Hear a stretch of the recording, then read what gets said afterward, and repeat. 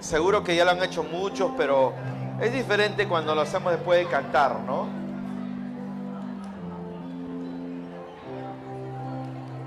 Buenísimo.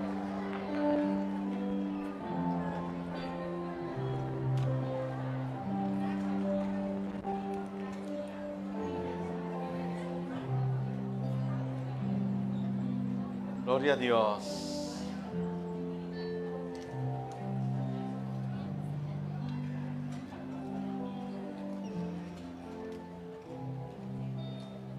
Gracias, Señor Jesús.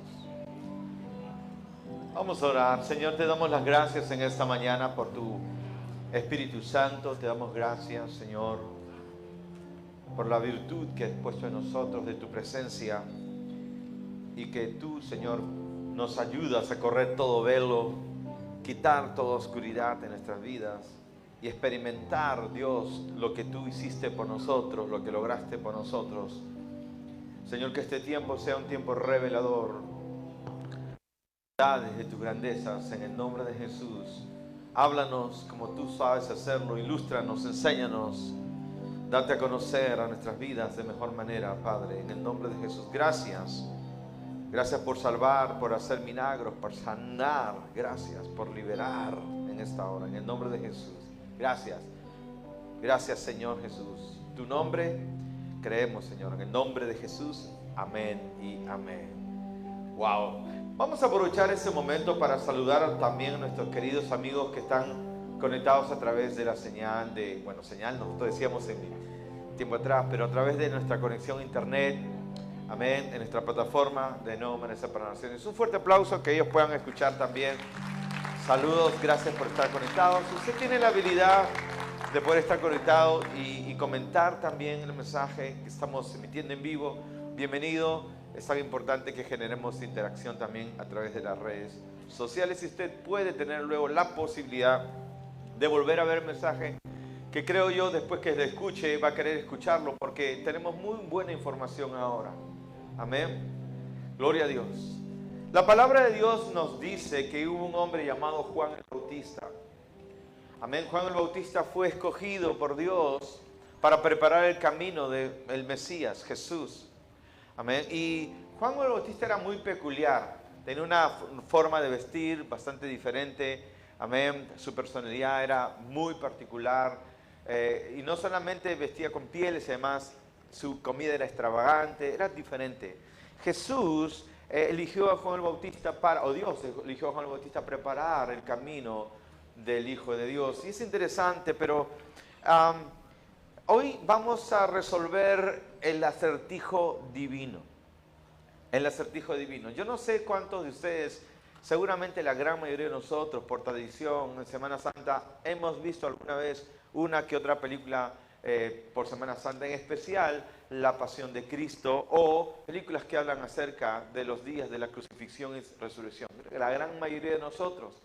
Y si tú eres como mi persona, como yo, seguramente antes de conocer el acertijo divino, antes de conocer las implicancias, de entender realmente lo que Dios nos estaba enseñando, amén, la conclusión a la cual llegamos después de haber ido a un teatro, de haber espectado de repente estas presentaciones al aire libre de la muerte de Jesús, de su crucifixión, de su pasión, o de repente la misma película, amén.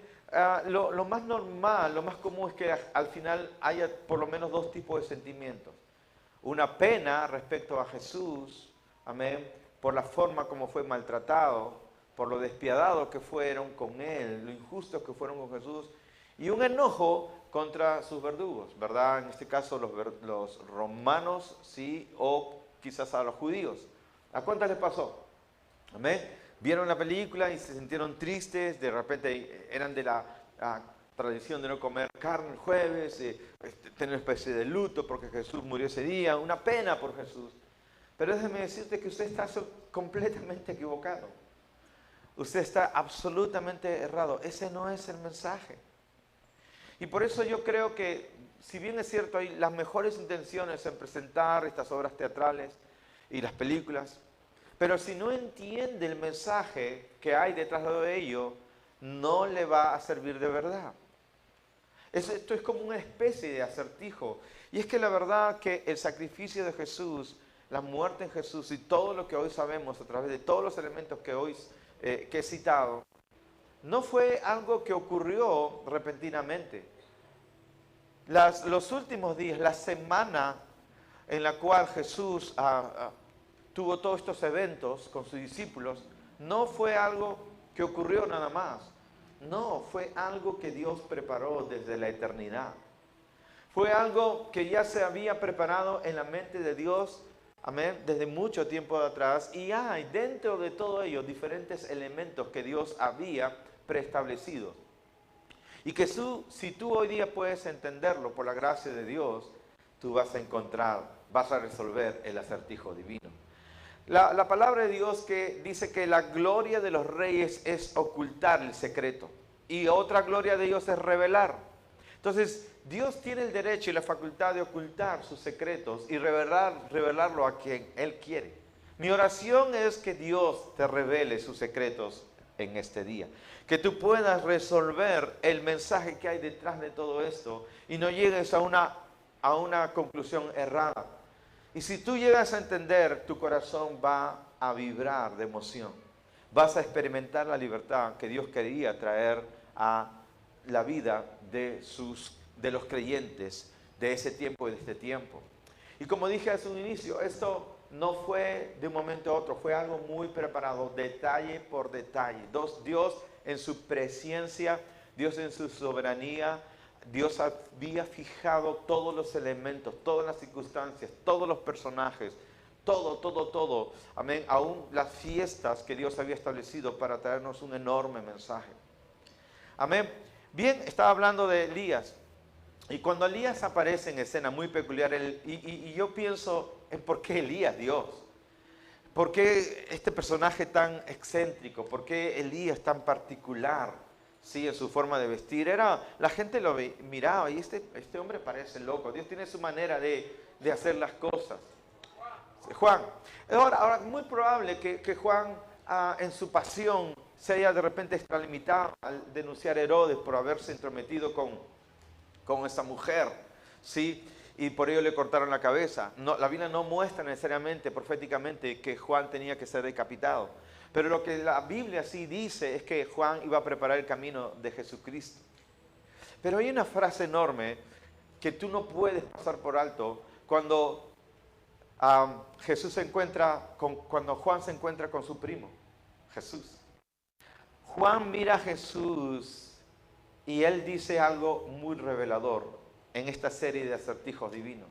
Él dice: he ahí el Cordero de Dios que quita el pecado del mundo. Todos juntos digamos: he ahí el Cordero de Dios que quita el pecado del mundo. Ahora, de hecho, esto para nosotros no dice demasiado. Pero para el público que escuchó, no solamente decía demasiado, sino era revolucionario. Primero, es que los corderos no eran presentados por Dios. Los corderos eran presentados por los hombres. Dios no necesitaba presentar un cordero, porque los corderos eran animales que eran presentados ante Dios de forma simbólica, como un sacrificio a cambio de que los pecados pudieran ser cubiertos, de expiar los pecados. Dios había establecido la práctica ceremonial donde la gente al pecar ofrecía un cordero, amén, especialmente escogido, y derramaba su sangre y clamaba perdón y misericordia. Y si Dios le placía y encontraba que podía otorgarles misericordia y perdón, aceptaba el sacrificio de ese cordero. Entonces, los corderos eran ofrecidos por los pecadores. Los corderos eran ofrecidos por los hombres. Los corderos no eran ofrecidos por Dios.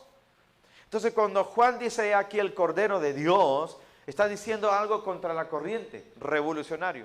2, lo segundo que dijo Juan es el Cordero de Dios que quita el pecado del mundo.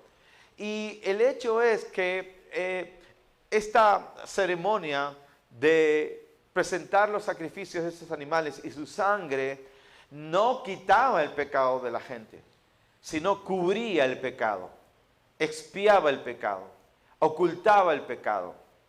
Amén. No tenía de ninguna manera la facultad de quitar, de limpiar el pecado. El pecado estaba ahí, pero Dios no miraba el pecado, lo pasaba por alto porque la sangre cubría ese pecado. Amén. Lo ocultaba. Ese era el poder que tenían la sangre de estos animales. Pero Juan dice, el Cordero de Dios, que además no cubre el pecado, quita el pecado y quita el pecado del mundo. Entonces la gente cuando escuchó esto dijo, ¿Esto qué está pasando aquí?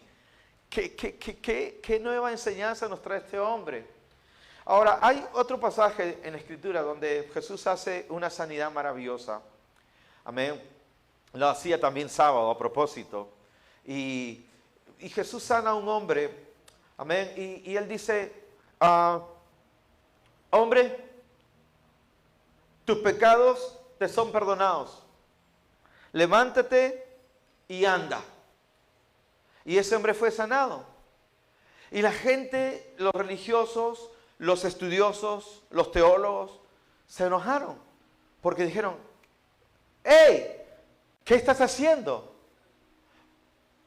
No solamente se fastidiaron porque Jesús sanó y sanaba también el sábado, día del reposo, porque Jesús es Señor del sábado, sino además se enojaron por algo más. Se enojaron porque Jesús dijo, tus pecados te son perdonados. Es ahí donde Jesús dijo, ¿qué es más fácil decir? ¿Tus pecados te son perdonados o levántate y anda? Nosotros que no entendemos la figura, decimos, bueno, es lo mismo, hablar es fácil. Puedes decir, tus pecados son perdonados o levántate y anda, igual lo digo de fácil. O quizás podría decir, bueno, ¿qué es más comprometedor? Bueno, la verdad no sé qué es más comprometedor. Pero ¿qué era más comprometedor? No era más comprometedor decir, levántate y anda. Porque ya Dios había operado milagros a través de los profetas en el Antiguo Testamento. Tú vas a ver resurrecciones. Tú vas a ver gente limpiada de las lepras. Tú vas a ver milagros, prodigios efectuados antes por hombres de Dios en el Antiguo Pacto. O sea, lo que Jesús hizo no fue necesariamente en ese sentido algo demasiado diferente. Por eso algunos dudaban y decían, ¿qué nuevo milagrero será este? No, ¿con qué poderes hará estas cosas? Porque había también otros tipos de personas que hacían cosas falsas. Entonces esto no era muy revelador. Pero lo que sí era diferente, lo que era absolutamente contra la corriente, era el hecho que Jesús le dijera, tus pecados te son perdonados. Cuando Jesús dijo esto, todos pararon los orejas y dijeron, ¡Ey! ¿Qué estás diciendo? El único que puede perdonar pecados es Dios. ¿Cómo tú estás diciendo tus pecados te son perdonados? A menos que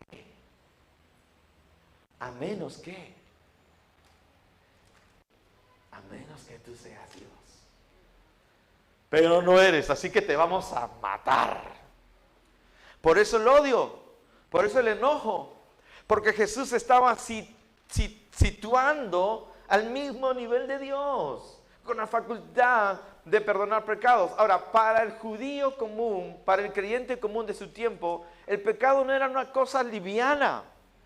El pecado era algo muy alarmante, muy grave y muy peligroso. Era muy peligroso pecar porque Dios había establecido, el alma que pecare morirá. Si tú pecas, te acarrearán sobre tu vida todas estas maldiciones. Y habían diferentes maldiciones. Por eso la gente que andaba con lepra, la gente se alejaba de los leprosos y los tenían en un lugar porque consideraban que alguien en sus ancestros había pecado, quizás ellos. Cada persona que tenía algún tipo de enfermedad era considerado, estaba relacionado con un tipo de pecado familiar. ¿Por qué? Porque las cosas, las enfermedades, las calamidades, ¿verdad? Estaban siempre relacionadas con el pecado, porque así era la creencia que tenían los judíos. Y si alguien estaba enormemente bendecido, era porque, bueno, era un hombre que guardaba la ley y tenía la bendición de Dios por ser obediente. Pero el hecho de perdonar pecados le estaba solamente guardado a Dios, el único que podía perdonar pecados. Entonces, quedamos, era más fácil, definitivamente aceptado, que alguien pudiera ser sanado, pero no que alguien le perdonaba pecados. Nadie se atrevió jamás a perdonar el pecado de nadie. Esto era muy ofensivo a Dios. Amén. Entonces, cuando Juan el Bautista dice, he aquí el Cordero de Dios, que quita el pecado del mundo, está revelando algo que jamás habían oído ellos. La gente seguro se quedó pensando. Bien, ahora, ¿qué les parece que podemos nosotros en los minutos que siguen descubrir ese acertijo del cual estaba lleno justo la semana en cual Jesús vivió su pasión? Amén. Bien, veamos. Ustedes saben, y acabo de mencionar una usanza que tenían ellos acerca de sacrificar un cordero, ¿verdad? ¿Cómo y cuándo fue establecido esto en la Biblia o con el pueblo de Israel? Resulta que cuando Dios libertó a su pueblo de Egipto, que estuvo 400 años en esclavitud, y Egipto simboliza para nosotros el pecado y el mundo y la oscuridad. Y Jesús nos sacó de Egipto, del mundo. Pero ellos estuvieron por 400 años. Cuando Dios saca a Israel de Egipto, Dios ordenó diferentes fiestas. Y cada una de esas fiestas tenía por objetivo una enseñanza. Amén. Todas eran simbólicas. Y Dios, en su presciencia, algo había diseñado como un mensaje central en cada una de estas fiestas que en ese momento ellos no terminaban de entender, solamente guardaban las fiestas. Amén. Porque Dios lo estableció así. Por ejemplo, como enseñamos hace unos domingos atrás, Dios estableció el día sábado, el sabbat, como el día del reposo, el día del descanso. Nadie hacía nada el sábado, ¿verdad? Como un día de reposar y meditar y poner la mente en Dios. Y eran muy rigurosos, por eso se ofendieron cuando Jesús hizo milagros un sábado. Así que, ¿pero por qué Dios guardó el sábado? Porque Dios trabajó 6 días, el sexto día hizo al hombre su máxima creación, el séptimo día, el sábado, Dios descansó. Amén. Y Dios creó al hombre el sexto día para invitar al hombre que viviera el primer día en el descanso de Dios. Dios lo que decía con este mensaje es, antes de crear al hombre, preparé todas las cosas, preestablecí todo lo que el hombre iba a necesitar, todos sus recursos ya estaban preparados, y Dios invita al hombre a vivir en su reposo, porque Dios descansó, y descansó no porque estaba cansado, sino porque había acabado su obra.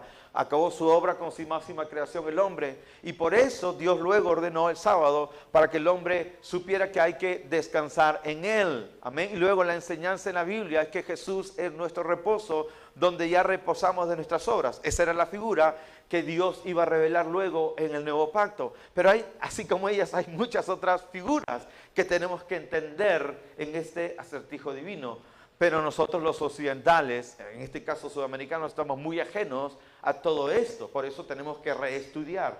Lo que para los judíos era más fácil de entender. Es más, para los propios judíos no fue tan fácil aceptar la figura del Mesías, del Hijo de Dios, porque ellos esperaban un Mesías un Salvador que los salvara de Roma y que hiciera que Israel iba a ser la superpotencia mundial luego del Mesías, que ellos iban a reinar, pero un reinado natural. Entonces grande fue la decepción de algunos de ellos, en especial de Judas, cuando vieron que el reino que venía a establecer Dios no era a través de Israel natural, sino era el reino de los cielos. Entonces Judas, cuando se decepciona, decide traicionar a Jesús, porque él dijo, yo no buscaba esto, quería ser el ministro de Economía de esa superpotencia. Para eso me estuve entrenando contando las ofrendas o guardando como tesorero. Ah, no, yo no quiero algo espiritual, yo quiero money, plata, poder, y traicionó a Jesús. Entonces, tenemos que entender ahora, Dios estableció varias fiestas y vamos a mencionar algunas de estas fiestas. La fiesta más importante que vamos a mencionar es la fiesta de la Pascua. Digan conmigo, la fiesta de la Pascua. La otra fiesta era la fiesta de los panes sin levadura. Digan conmigo, panes sin levadura. Y la otra fiesta era la fiesta de las primicias. Diga conmigo, fiesta de las primicias. 3 fiestas. Amén, 3 fiestas. Ok, no soy un experto. La verdad yo no soy mucho de ceremonias. Amén, yo he sido muy ajeno a ceremonias, pero me tengo que arrepentir. Tengo que entender. Tengo que cambiar. Siempre estamos aprendiendo, ¿verdad? Y bueno, ¿qué era la fiesta de la Pascua? 400 años después, Dios lo liberta y dice, ustedes van a guardar esta fiesta. Van a tomar un cordero, oído la música, van a tomar un cordero limpio, ok, perfecto, lo van a adquirir, lo van a comprar y lo van a llevar a su casa. Lo van a tener en la casa. Seguramente tener ese hermoso cordero, se encariñaban con el cordero. Pero después de unos días, ellos sacrificaban a ese cordero. Y al sacrificar ese cordero, ¿sí? Ellos presentaban el cordero, pero luego ellos se comían, pues obviamente ya la carne del cordero. Pero además, como parte de la celebración, ¿sí? Había otros elementos más. Dios había establecido que prepararan pan sin levadura y se sirvieran una copa de vino. El pan sin levadura les iba a recordar su liberación de Egipto, porque ellos hicieron pan sin levadura por la prisa del escape. Al escaparse no tuvieron tiempo de leudar la masa y por ello hicieron pan sin levadura. Amén. Tenían pan sin levadura y lo iban a comer, iban a participar del vino. ¿Ok? Pero a la par iban a tomar la sangre de ese cordero y con esa sangre del cordero iban a cubrir los dinteles. ¿Por qué en la misma liberación de Israel, cuando Dios libera, si se acordarán, a Israel de Egipto, Dios ordenó que sacrificaran un cordero y que de la sangre de ese cordero pintaran los corderos, y cuando pasó la sombra de la muerte, los primogénitos fueron guardados? Y de las casas donde no había la sangre, los corderos de las personas que, evidentemente en este caso los egipcios, no tenían la sangre, murieron los primogénitos. Entonces la sangre iba a proteger de la maldición, ¿sí? Y Dios estableció entonces este escenario como una fiesta para un recordatorio permanente de este acontecimiento de la liberación de Israel de Egipto. Entonces siempre hacían lo propio cada año en la fiesta de la Pascua, con el cordero, con el pan, con la sangre y con el vino. El vino celebraba, sí, era el ejemplo de felicidad, de redención, de alegría por el rescate. Amén. Bien, ¿cuál es el paralelo entonces con Jesús? Hay algo más.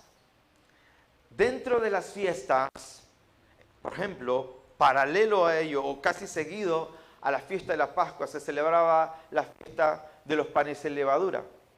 Y cuando ellos preparaban los panes, ¿sí? Ellos limpiaban antes la casa y limpiaban también la levadura para que el pan no se malogre y no tome moho. Qué interesante es que cuando Jesús entra en el templo, lo primero que hace Jesús al entrar ya él mismo en el templo, ¿qué es? Voltea las mesas, toma un látigo y quita toda la levadura, limpia todo lo que estaba de más. El acto de Jesús de mover las mesas y limpiar todo lo que estaba de más era la experimentación real, el cumplimiento del acto que ellos celebraban por mucho tiempo de limpiar sus casas, limpiar su mesa de la levadura. La gente dijo, Hosana, Hosana, y recibieron a Jesús. Era como, ¿cuál es el paralelo? El paralelo era la gente tomando el cordero, que iban a convivir con ese cordero unos días. Jesús entra y la gente está feliz de recibir al Cordero de Dios, pero ellos mismos en sus propias casas estaban adquiriendo un cordero con el cual se iban a familiarizar. Luego la Biblia nos enseña que Jesús habla, enseña la palabra, pero luego lo abordan el sumo sacerdote y los demás y comienzan a interrogarle. Paralelamente en el templo la gente traía sus corderos y los oficiales y muchas veces el mismo sumo sacerdote inspeccionaba los corderos si ellos cumplían los requisitos. Si cumplían los requisitos eran aceptados para ser sacrificados. Mientras los sacerdotes o el sumo sacerdote examinaba los corderos, naturalmente hablando, Jesús también estaba siendo examinado por el sumo sacerdote. ¿Notan esto? ¿Lo vieron? Por lo menos en las películas, si no lo vieron en la Biblia, sí. ¿Se acuerdan cuando interrogan a Jesús? Es el paralelo. ¡Wow! Ahora, hay algo más. La palabra de Dios nos dice, y ojalá que no salte algunas cosas, pero el tiempo no me permite demasiado. Pero vemos que hay un momento que Jesús, porque recuerde, escuche esto, el escenario en el cual Jesús pasa todas estas cosas es en las mismas fechas de la Pascua. O sea, no fue antes, no fue después, fue en las mismas fechas, el mismo día. Por ejemplo, Jesús murió un jueves. Y el jueves en las horas de la tarde era el momento donde la gente llevaba los sacrificios. O sea, había un paralelismo simbólico y había un paralelismo real. Por ello Jesús se encarga de celebrar con ellos también la Pascua. Jesús celebra con sus discípulos la Pascua. Toma el pan, está el vino, y Jesús parte el pan, ¿sí? Y dice, esto es mi cuerpo, que por vosotros es partido. Haced esto en memoria de mí. Y luego toma el vino y dice, este es mi sangre, que por vosotros es derramada. Cuando Jesús dice eso con sus discípulos, me imagino a todos ellos mirándose y la luz viene a ellos. Y dice, ellos entienden, hemos celebrado esto por siglos y ahora estamos entendiendo su real significado delante de nuestros ojos. Sin saber, hemos estado celebrando en la Pascua, amén, año tras año, la muerte de Jesús y su sangre siendo derramada. ¿Cuántos me están siguiendo en esta hora? Me imagino a ellos estremecidos. Fue en ese momento donde Jesús habla de Judas, del traicionero, ¿no? El que come, acaba de darme el pan, es el que es otra figura, pero en este momento no lo vamos a tratar.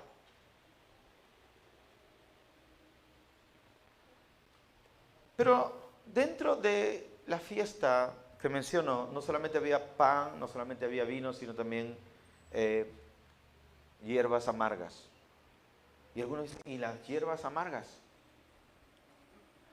Quizás Jesús obvió las hierbas amargas ahí con sus discípulos, porque ellos no iban a tomar las hierbas amargas, las iba a tomar Jesús. Cuando está en la cruz y tuvo sed, Jesús pidió agua y le dieron vinagre. La copa amarga la llevó Jesús. Cuando Jesús está siendo crucificado, en el mismo momento en que nuestro Señor está siendo crucificado, en ese mismo momento, Él está en el Gólgota. Pero, en el templo, los sacerdotes comienzan a ofrecer los sacrificios de los animales. La gente que celebraba los sacrificios de los animales no tenían ni idea que en ese mismo momento Jesús está siendo el verdadero Cordero de Dios, está siendo sacrificado por ellos. Pero Dios había establecido algo también. Cuando ustedes lleven los corderos delante del sacerdote, amén, lo llevarán limpios. Pero luego que lo sacrifiquen, asegúrense de no partirle los huesos. No quebrarás sus huesos. Y es interesante cuando la Biblia nos muestra la escena donde está Jesús y al lado los dos ladrones. Y la costumbre era en la crucifixión quebrar los huesos, las piernas, ¿sí?, de los crucificados para que murieran. Y la Biblia dice que a Jesús no le tocaron sus piernas, no quebraron sus huesos. ¿Por qué? Porque Dios había establecido que no se quebraran los huesos de los corderos, simbolizando que Jesús es el Cordero de Dios, que no se le iban a tocar sus huesos. Cuando Jesús derrama su sangre, así como esa sangre, amén, de los corderos pintaron los dinteles para cubrir de la muerte y la maldición a la gente, así la sangre de Jesús nos cubre a nosotros de la maldición y somos protegidos por el Señor. Aleluya. Pero no solo eso, no es la sangre de un cordero, es la sangre del Cordero de Dios. Y la sangre del Cordero de Dios no solo protege, no solo cubre el pecado. La sangre del Cordero quita el pecado del mundo. Voy a hablar de ello casi al final, en unos minutos. Cuando Jesús muere, dice la palabra de Dios que hubo un gran tinieblas, ¿sí? La tierra tembló, porque aún la creación participó de todo esto. Aún para la creación no fue ajeno lo que estaba pasando allí. Amén. Nada fue ajeno. Las tinieblas rodearon ese lugar porque espiritualmente hablando, dice la palabra de Dios que Jesús descendió a las partes más profundas del abismo. Las tinieblas fueron sobre él. Pero no hay tinieblas que puedan derrotar la luz, porque la luz en las tinieblas resplandece. Y allí en lo más profundo de la oscuridad, en lo más oscuro de la oscuridad, la luz resplandeció. Y cuando la luz resplandeció por su santidad, Jesús resucitó al tercer día. Ahora escucha. ¿Por qué Jesús no resucitó el sábado? La Biblia dice que cuando Jesús muere, va un hombre rico, José de Arimatea, si mal no recuerdo, y solicita el cuerpo de Jesús. Y José ha comprado una tumba recién creada para ello. ¿Sí? Habían hecho una tumba en la roca. Y José pone el cuerpo de Jesús allí y Jesús reposa en ese lugar el sábado. ¿Por qué Jesús no resucita sábado? Porque el sábado tú reposas de tus obras. Porque Jesús al morir en la cruz ya había terminado su obra. Esa es la razón por la cual cuando Jesús está allí en la cruz, sus últimas palabras fueron: Tetelestai. Y Tetelestai era el grito, la declaración que daba un juez cuando un caso estaba resuelto. Pagado está. Era la declaración de un ejército cuando derrotaba a su enemigo. Decían, tetelestai. Tetelestai significa consumado está. Y como Jesús gritó tetelestai, el sábado Él descansó. Y como Él descansó el sábado, Él no podía resucitar un sábado para guardar el sábado. Y Él resucita el lunes, porque el lunes se celebraba, era el inicio de la fiesta de las primicias. Y la fiesta de las primicias era la fiesta donde la gente llevaba lo mejor de su cosecha y lo presentaba a Dios. Y el libro de Corintios dice que Jesús resucita de los muertos. Él es la primicia de los que resucitaron. Entonces la fiesta de las primicias no es nada más, nada menos que la representación simbólica de la resurrección de los muertos, donde Jesús iba a ser el primer resucitado y nosotros celebramos la resurrección hoy día, porque Jesús es el primogénito, las primicias de los que resucitaron, porque con Él la muerte fue derrotada para siempre. No hay más temor de la muerte. Bendito sea el Señor. Todos estos detalles, cada uno de estos enseñanzas, símbolos, fueron llenando el corazón de los discípulos. Fueron llenando la mente de los creyentes. Para que al final ellos pudieran reconocer que no estaban solo frente a un gran rabí, que no estaban solamente frente a un personaje sin igual, que ellos estaban realmente frente al Hijo de Dios. Para ellos tampoco fue fácil, aunque estuvieron 3 años con Él conviviendo. Ellos no terminaban de entender con quién estaban conviviendo, porque era demasiado grande para ser creído. Así son las cosas de Dios.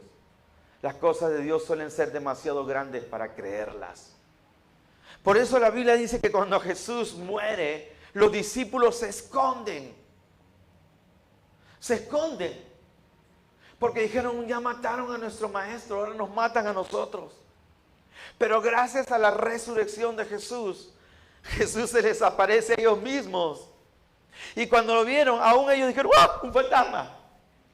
Y Jesús dijo, tranquilos muchachos, soy yo. Miren, porque un fantasma, un espíritu, no tiene carne ni huesos. Y fue que ahí Tomás dice, a ver Señor, y toca las llagas de Jesús. Y dice, es Él. Y cae de rodillas frente a Jesús. Y se arrepiente. Y es en ese momento que Jesús les abre su entendimiento. Y ellos por fin entendieron que estaban frente al autor de la vida. Por eso Juan dice, miren, vamos a ver Juan, no lo tenía previsto, pero tenemos que leer Juan. Por eso Juan escribe esto. Miren, Juan capítulo 1. La escritura dice así, en los primeros versos de Juan. En el principio era el verbo, y el verbo era Dios. El verbo era con Dios. Y el verbo era Dios. Este era en el principio con Dios. Todas las cosas por Él fueron hechas. Y sin Él nada de lo que ha sido hecho fue hecho. En Él estaba la vida. Y la vida era la luz de los hombres. La luz en las tinieblas resplandece. Y las tinieblas no prevalecieron contra ella. Hubo un hombre enviado de Dios, el cual se llamaba Juan. Este vino por testimonio, para que diese testimonio de la luz, a fin de que todos creyesen en Él. No era la luz, sino para que diese testimonio de la luz. Aquella luz verdadera que alumbra a todo hombre, venía a este mundo. En el mundo estaba, y el mundo por Él fue hecho, pero el mundo no le conoció. A los suyos vino, y los suyos no le recibieron. Mas a todos los que le recibieron, a los que creen en su nombre, les dio potestad de ser hechos hijos de Dios, los cuales no son nacidos de sangre, ni de voluntad de carne, ni de voluntad de varón, sino de Dios.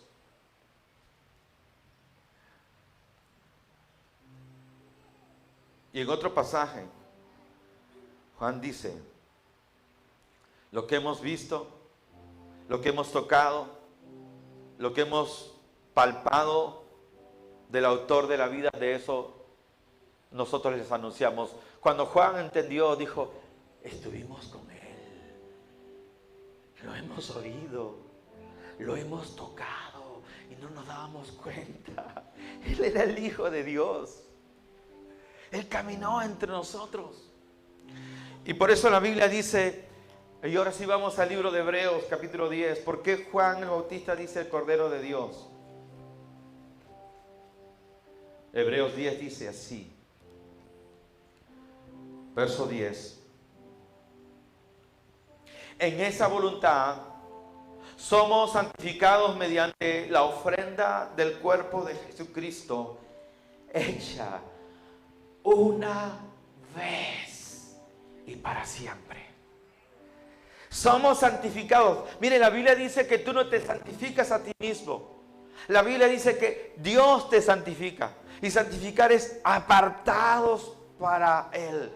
En esa voluntad somos santificados mediante la ofrenda del cuerpo de Jesucristo. Y es que Jesús es la ofrenda de Dios. Jesús es el Cordero de Dios.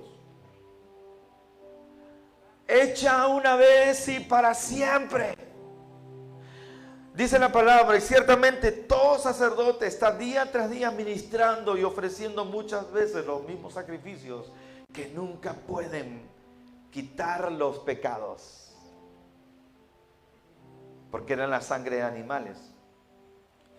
Y todos los días tenían que estar, ¿verdad? Ya lo mencionamos una y otra vez, presentando sacrificios para cubrir, porque la gente siempre pecaba ellos mismos.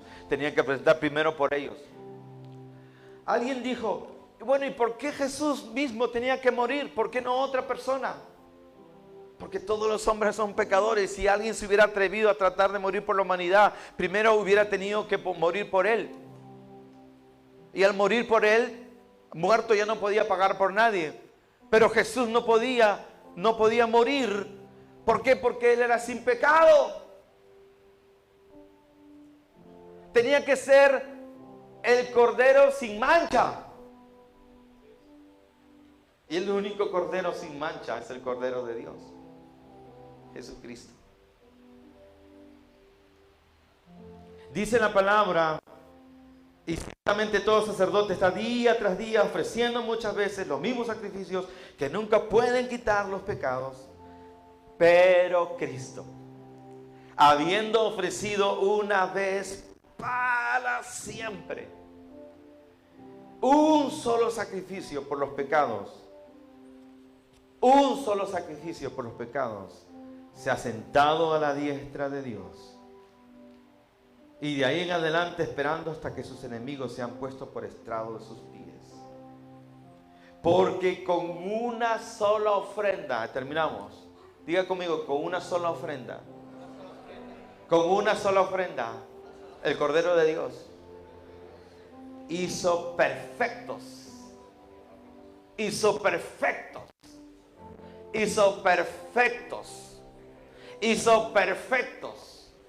para siempre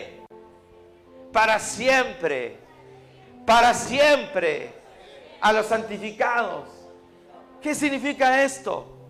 Con una sola ofrenda Jesús limpió el pecado de todas las edades, de todas las multitudes, del pasado, del presente y del futuro, por la eternidad, con una sola ofrenda, porque es el Cordero de Dios que quita el pecado de la humanidad, del mundo.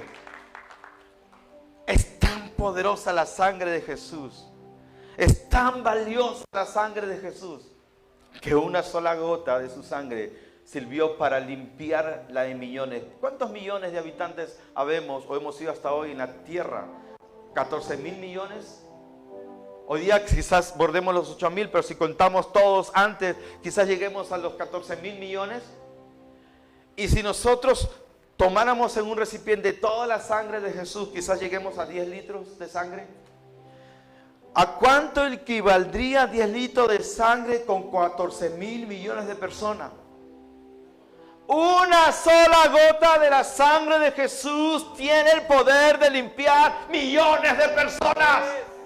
Porque su sangre tiene poder. Y cuando yo digo esto en este momento, los demonios y el diablo tiemblan ante el poder de la sangre de Cristo Jesús. Y no hay hechizo, no hay conjuro, no hay temor, no hay muerte que se pueda resistir a la sangre de Cristo Jesús. Porque la sangre de Jesús declara justificados, justificados, justificados sin culpa alguna. Bendito sea el Señor. La Biblia dice, y esto es tarea para usted, si usted lee Romanos, que Jesús tomó su sangre, Él mismo, y con su propia sangre, se presentó ante el tabernáculo de Dios. Porque el tabernáculo que los hombres habían construido era una copia del verdadero, del celestial. Y Jesús, que era el sumo sacerdote, se presentó no con sangre de animal, sino con su propia sangre por ti y por mí. Él presentó delante de Dios su sangre para decir: Padre, los salvé, los redimí, quité el pecado de la humanidad.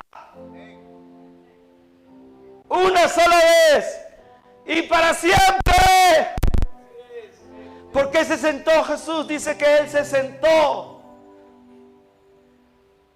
porque no es necesario otro sacrificio. Los sacerdotes del Antiguo Testamento tenían que hacerlo una y otra vez porque la sangre animal solo cubría. Pero la sangre de Jesús limpia el pecado, borra el pecado. Por eso dice la Escritura, en el verso 17, dice, añade Dios: nunca más me acordaré de sus pecados y transgresiones, porque donde hay remisión de pecados, ya no hay más ofrenda por el pecado. Por esa razón tenemos libertad de entrar al lugar santísimo por medio de la sangre de Jesucristo el Señor. Usted no necesita más de un confesor. Usted no necesita más de un sacerdote. Usted no necesita más de un pastor. Usted no necesita más de ninguna religión. Usted tiene el camino y el acceso a la presencia de Dios limpia por la sangre de Jesucristo. ¿Cuánta gente hizo tanto dinero cobrando por perdonar pecados?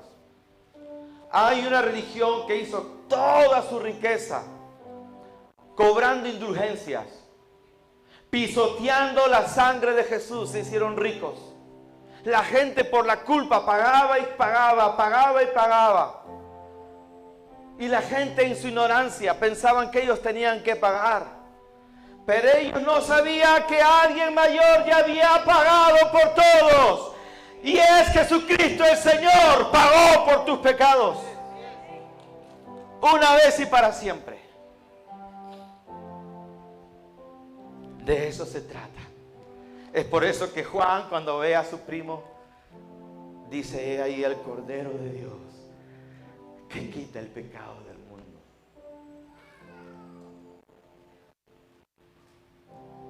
Vamos a orar. Vamos a inclinar nuestros rostros y vamos a orar. Dios, te damos las gracias. Oh Dios, ahora entendemos por qué el velo se rasgó de arriba hacia abajo.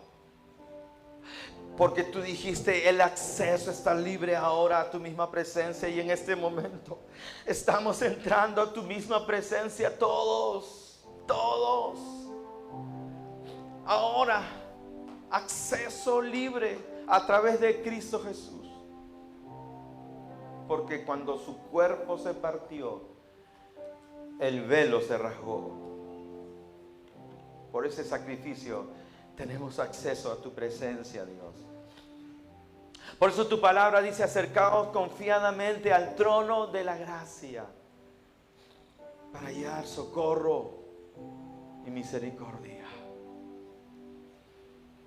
En esta hora quiero hablarte a ti que estás por la primera o segunda vez. Hay dos tipos de personas hoy, de los que están quizás por primera, segunda o tercera vez, los que están conectados. Un tipo de personas dice: yo quisiera conocer más de esto. Yo quiero conocer esto, esto me ha despertado. Y hay otro tipo de personas que dicen: yo he creído, creo esto, no sé qué me está pasando, pero creo. Cualquiera de las dos personas, quiero que ores conmigo. Haz conmigo esta oración. Toda la iglesia nos acompaña. Diga conmigo: Señor Jesús,